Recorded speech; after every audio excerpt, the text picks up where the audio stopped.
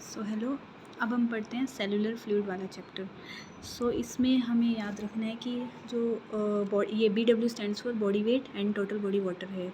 तो बॉडी का जितना वेट है ना, 60% of that body weight is made up of water. So हम लिखते हैं 60% of body weight is total body water. इस जो टोटल बॉडी वाटर आया है, इसमें से 40% जो वाटर है वो सेल के अंदर होगा एंड 20% होएगा सेल के बाहर होएगा। इसलिए इस 40% of that 60% is found intracellularly in the intercellular fluid and 20% in the extra cellular, cell के बाहर होएगा।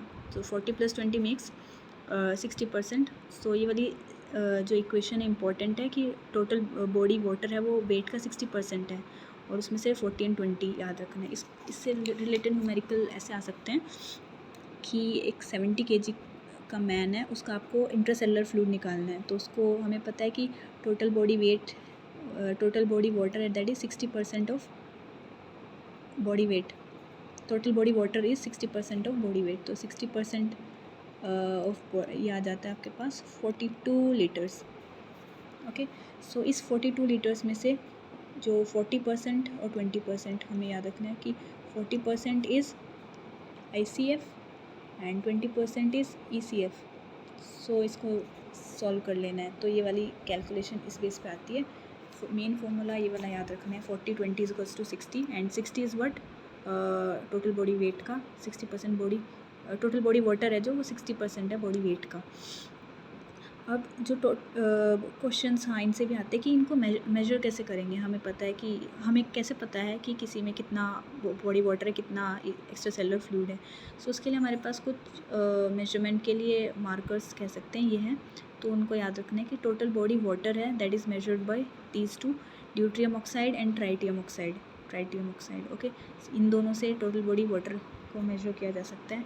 एक्स्ट्रा सेलुलर फ्लूइड को मेजर किया जा सकता है इन्यूलिन से, एंड हम आगे देखेंगे कि इन्यूलिन को GFR के लिए भी यूज़ किया जाता है। तो यहाँ पे टोटल बॉडी वाटर को ड्यूट्रियम, ट्राइटियम, ECF को इन्यूलिन से। प्लाज्मा को मेजर किया जाता है इवान ब्लू डाई से एंड एल्ब्यूमिन से भी।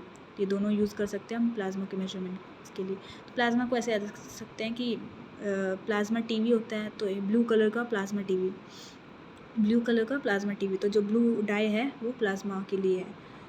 ओके, और इससे क्वेश्चन आता है कि हमें यहाँ पे कैलकुलेट कर लिया हमने, मतलब मेजर कर लिया total body water and ECF इनको यूज़ करके।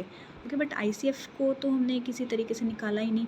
तो ICF को इनडायरेक्टली निकाला जा सकता है इनको यूज़ करके। कैसे? हम ये वाली एक ये भी स्टेटमेंट याद रखनी है कि प्लाज्मा किस किस चीज़ों का बना है, ECF एंड ICF का बना है। ओके, सेल के अंदर जितना फ्लूइड है एंड सेल के बाहर जितना है वो प्लाज्मा बनाता है। प्लाज्मा को आप ICF निकालना है आपको, तो ICF निकाल सकते हो आप प्लाज्मा माइनस ECF। प्लाज्मा को इवांस ब्लू से मेजर करते हो, ECF को इन्यूलिन से करते हो। तो क्वेश्चन आ सकता है कि ICF को मेजर करना है, किन दो सब्सटेंस को आप यूज़ करोगे। तो इवांस ब्लू यूज़ कर सकते हो और इन्यूलिन यूज़ कर सकते हो। तो इन दोनों को यूज़ करके इनडायरेक्टली आप ICF को कैलकुलेट कर सकते हो। ओके, अब आ जाता है ये मार्कर्स हो गया आपके पास। ओके, अब हमें देखना है कि सेल के अंदर और सेल के बाहर क्या क्या चीज़ें प्रेजेंट होती है। तो most dominant cation and most dominant anion के बारे में बात करते हैं, सेल के अंदर एंड सेल के बाहर। ECF है सेल के बाहर, तो सेल के बाहर सबसे ज़्यादा सोडियम प्रेजेंट होता है एंड सेल के अंदर सबसे ज़्यादा पोटेशियम एंड मैग्नीशियम प्रेजेंट होता है। ये हम देख सकते हैं। हमें सोडियम पोटेशियम ATPase पंप का फंक्शन याद है कि वो सोडियम को बाहर फेंकता है एंड पोटेशियम को अंदर रखता है। तो सोडियम को बाहर फेंकता रहेगा तो बाहर सोडियम ज़्यादा हो जाएंगे और अंदर पोटेशियम को अंदर लेके आता रहता है, तो पोटेशियम अंदर ज़्यादा हो जाते हैं। तो ECF में सोडियम सबसे ज़्यादा होता है एंड सेल के अंदर पोटेशियम एंड मैग्नीशियम ज़्यादा होते हैं। Cell is a bag of potassium, क्योंकि सेल के ज़्यादा अंदर सबसे ज़्यादा पोटेशियम होते हैं। ये कैटायन की बात थी, दोनों में पॉजिटिव चार्ज। अब एनायन के बारे में बात करते हैं। तो सेल के अंदर सबसे ज़्यादा कौन सा एनायन होता है? फॉस्फेट एंड प्रोटीन्स, ये दोनों इंपॉर्टेंट है। कौन सा एनायन सेल के अंदर सबसे ज़्यादा होता है? सेल के बाहर क्लोराइड ज़्यादा होता है। तो देखा जाए तो ECF में सोडियम एंड क्लोराइड ज़्यादा है एंड ICF में सेल के अंदर potassium, magnesium, phosphate and protein ज़्यादा है। इन दोनों में से भी ऑप्शन में दोनों हो जाते हैं, तो उसमें भी फॉस्फेट को मार्क करना है ICF के अंदर।